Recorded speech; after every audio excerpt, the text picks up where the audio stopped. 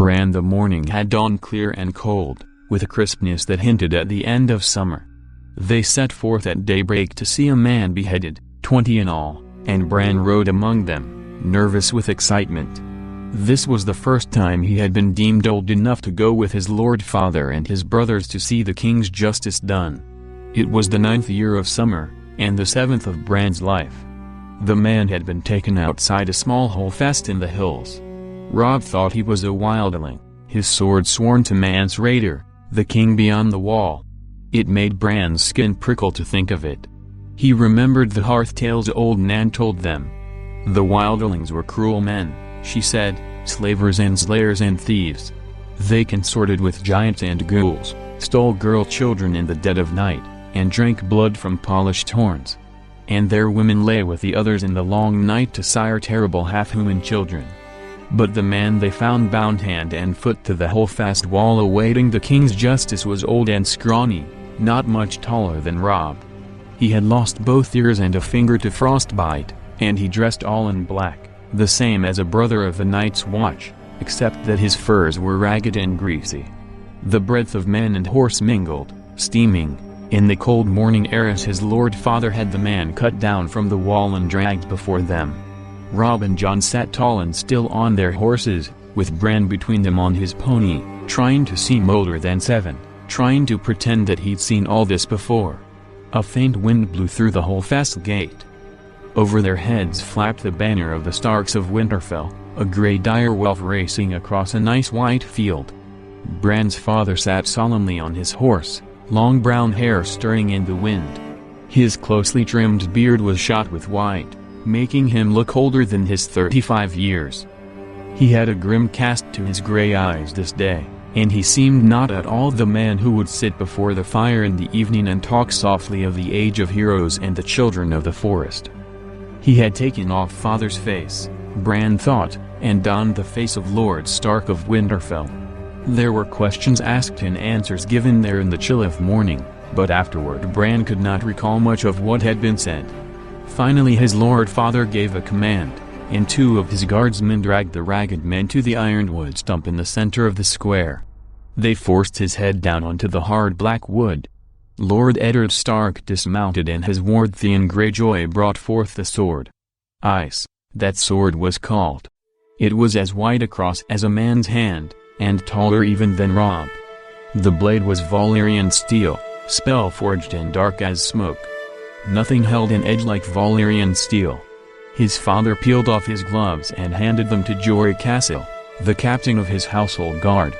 He took hold of Ice with both hands and said, "In the name of Robert of the House Baratheon, the first of his name, King of the Andals and the Rhoynar and the First Men, Lord of the 7 Kingdoms and Protector of the Realm, by the word of Eddard of the House Stark, Lord of Winterfell and Warden of the North, I do sentence you to die."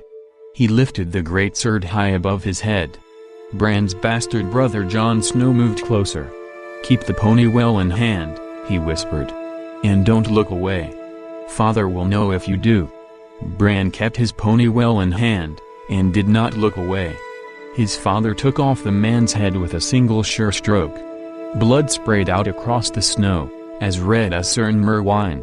One of the horses reared and had to be restrained to keep from bolting. BRAN could not take his eyes off the blood. The snows around the stump drank it eagerly, reddening as he watched. The head bounced off a thick root and rolled. It came up near Greyjoy's feet. Theon was a lean, dark youth of 19 who found everything amusing. He laughed, put his boot on the head, and kicked it away. "Ass," Jon muttered, low enough so Greyjoy did not hear. He put a hand on BRAN's shoulder, and BRAN looked over at his bastard brother. "You did well," Jon told him solemnly. Jon was 14, an old hand at justice. It seemed colder on the long ride back to Winterfell, though the wind had died by then and the sun was higher in the sky. BRAN rode with his brothers, well ahead of the main party, his pony struggling hard to keep up with their horses. "The deserter died bravely," Rob said. He was big and broad and growing every day, with his mother's coloring, the fair skin, red-brown hair, and blue eyes of the Tullys of Riverrun. He had courage, at the least. "No," Jon Snow said quietly. It was not courage. This one was dead of fear. You could see it in his eyes, stark. John's eyes were a gray so dark they seemed almost black, but there was little they did not see. He was of an age with Rob, but they did not look alike. John was slender where Rob was muscular, dark where Rob was fair, graceful and quick where his half-brother was strong and fast. Rob was not impressed. "The others take his eyes," he swore. "He died well. Race you to the bridge?" "Done," John said, kicking his horse forward. Rob cursed and followed, and they galloped off down the trail, Rob laughing and hooting, John silent and intent. The hooves of their horses kicked up showers of snow as they went. Bran did not try to follow. His pony could not keep up. He had seen the ragged man's eyes, and he was thinking of them now. After a while, the sound of Rob's laughter receded, and the woods grew silent again. So deep in thought was he that he never heard the rest of the party until his father moved up to ride beside him. "Are you well, Bran?" he asked, not unkindly. "Yes, father," Bran told him. He looked up. Wrapped in his furs and leathers, mounted on his great war horse, his lord father loomed over him like a giant. "Rob says the man died bravely, but John says he was afraid. What do you think?" his father asked. Bran thought about it. Can a man still be brave if he's afraid? That is the only time a man can be brave, his father told him. "Do you understand why I did it?" "He was a wildling," Bran said. "They carry off women and sell them to the others." His lord father smiled. "Old Nan has been telling you stories again. In truth, the man was an oathbreaker, a deserter from the Night's Watch. No man is more dangerous. The deserter knows his life is forfeit if he is taken, so he will not flinch from any crime, no matter how vile. But you mistake me. The question was not why the man had to die, but why I must do it." Bran had no answer for that. "King Robert has a headsman," he said, uncertainly. "He does," his father admitted. "As did the Targaryen kings before him. Yet our way is the older way. The blood of the first men still flows in the veins of the Starks, and we hold to the belief that the man who passes the sentence should swing the sword. If you would take a man's life, you owe it to him to look into his eyes and hear his final words. And if you cannot bear to do that, then perhaps the man does not deserve to die. One day, Bran, you will be Rob's bannerman, holding a keep of your own for your brother and your king, and justice will fall to you. When that day comes, you must take no pleasure in the task, but neither must you look away. A ruler who hides behind paid executioners soon forgets what death is." That was when John reappeared on the crest of the hill before them. He waved and shouted down at them. "Father, Bran, come quickly, see what Rob has found." Then he was gone again. Jory rode up beside them. "Trouble, my lord?" "Beyond a doubt," his lord father said. "Come, let us see what mischief my sons have rooted out now." He sent his horse into a trot. Jory and Bran and the rest came after. They found Rob on the riverbank north of the bridge, with John still mounted beside him. The late summer snows had been heavy this winter. Rob stood knee-deep in white, his hood pulled back so the sun shone in his hair. He was cradling something in his arm, while the boys talked in hushed, excited voices. The riders picked their way carefully through the drifts, groping for solid footing on the heathen, uneven ground. Jory Castle and Theon Greyjoy were the first to reach the boys. Greyjoy was laughing and joking as he rode. Bran heard the breath go out of him. "Gods!" he exclaimed, struggling to keep control of his horse as he reached for his sword. Jory's sword was already out. "Rob, get away from it," he called as his horse reared under him. Rob grinned and looked up from the bundle in his arms. "She can't hurt you?" he said. "She's dead, Jory." Bran was afire with curiosity by then. He would have spurred the pony faster, but his Father made them dismount beside the bridge and approach on foot. Bran jumped off and ran. By then Jon, Jory, and Theon Greyjoy had all dismounted as well. "What in the seven hells is it?" Greyjoy was saying. "A wolf," Robb told him. "A freak," Greyjoy said. "Look at the size of it." Bran's heart was thumping in his chest as he pushed through a waist-high drift to his brother's side. Half buried in blood-stained snow, a huge dark shape slumped in death. Ice had formed in its shaggy gray fur, and the faint smell of corruption clung to it like a woman's perfume. Bran glimpsed blind eyes crawling with maggots, a wide mouth full of yellowed teeth. But it was the size of it that made him gasp. It was bigger than his pony, twice the size of the largest hound at his father's kennel. "It's no freak," Jon said calmly. "That's a direwolf. They grow larger than the other kind." Theon Greyjoy said, "There's not been a direwolf sighted south of the Wall in 200 years. "I see one now," Jon replied. Bran tore his eyes away from the monster. That was when he noticed the bundle in Robb's arms. He gave a cry of delight and moved closer. The pup was a tiny ball of gray-black fur, its eyes still closed. It nuzzled blindly against Robb's chest as he cradled it, searching for milk among his leathers, making a sad little whimpery sound. Bran reached out hesitantly. "Go on," Robb told him. "You can touch him." Bran gave the pup a quick nervous stroke, then turned as Jon said, "Here you go." His half-brother put a second pup into his arms. "There are 5 of them." Bran sat down in the snow and hugged the wolf pup to his face. Its fur was soft and warm against his cheek. "Direwolves loose in the realm, after so many years," muttered Hullen, the master of horse. "I like it not." "It is a sign," Jory said. Father frowned. "This is only a dead animal, Jory," he said. Yet he seemed troubled. Snow crunched under his boots as he moved around the body. "Do we know what killed her?"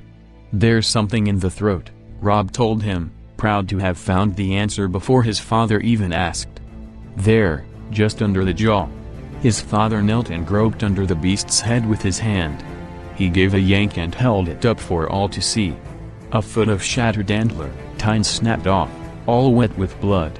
A sudden silence descended over the party. The men looked at the antler uneasily, and no one dared to speak. Even Bran could sense their fear, though he did not understand. His father tossed the antler to the side and cleansed his hands in the snow. "I'm surprised she lived long enough to whelp," he said. His voice broke the spell. "Maybe she didn't," Jory said. "I've heard tales. Maybe the bitch was already dead when the pups came." "Born with the dead," another man put in. "Worse luck." "No matter," said Hullen. "They be dead soon enough too." Bran gave a wordless cry of dismay. "The sooner the better," Theon Greyjoy agreed. He drew his sword. "Give the beast here, Bran." The little thing squirmed against him, as if it heard and understood. "No!" Bran cried out fiercely. "It's mine." "Put away your sword, Greyjoy," Robb said. For a moment he sounded as commanding as their father, like the lord he would someday be. "We will keep these pups." "You cannot do that, boy," said Harwin, who was Hullen's son. "It'd be a mercy to kill them," Hullen said. Bran looked to his lord father for rescue, but got only a frown, a furrowed brow. "Hullen speaks truly, son. Better a swift death than a hard one from cold and starvation." "No." He could feel tears welling in his eyes, and he looked away. He did not want to cry in front of his father. Robb resisted stubbornly. "Sir Roderick's red bitch whelped again last week," he said. "It was a small litter, only 2 live pups. She'll have milk enough. She'll rip them apart when they try to nurse." "Lord Stark," Jon said. It was strange to hear him call father that, so formal. Bran looked at him with desperate hope. "There are 5 pups," he told father. 3 male, 2 female. "What of it, Jon? You have 5 true-born children," John said. 3 sons, 2 daughters. The dire wealth is the sigil of your house. Your children were meant to have these pups, my lord. Bran saw his father's face change, saw the other men exchange glances. He loved Jon with all his heart at that moment. Even at 7, Bran understood what his brother had done. The count had come right only because Jon had omitted himself. He had included the girls, included even Rickon, the baby, but not the bastard who bore the surname Snow, the name that custom decreed be given to all those in the north unlucky enough to be born with no name of their own. Their father understood as well. You want no pup for yourself, Jon? He asked softly. The dire wealth graces the banners of House Stark, Jon pointed out. I am no Stark, father. Their lord father regarded Jon thoughtfully. Robb rushed into the silence he left.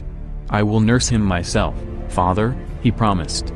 I will soak it out with warm milk, and give him suck from that. Me too. Bran echoed. The lord weighed his sons long and carefully with his eyes. Easy to say, and harder to do. I will not have you wasting the servants' time with this.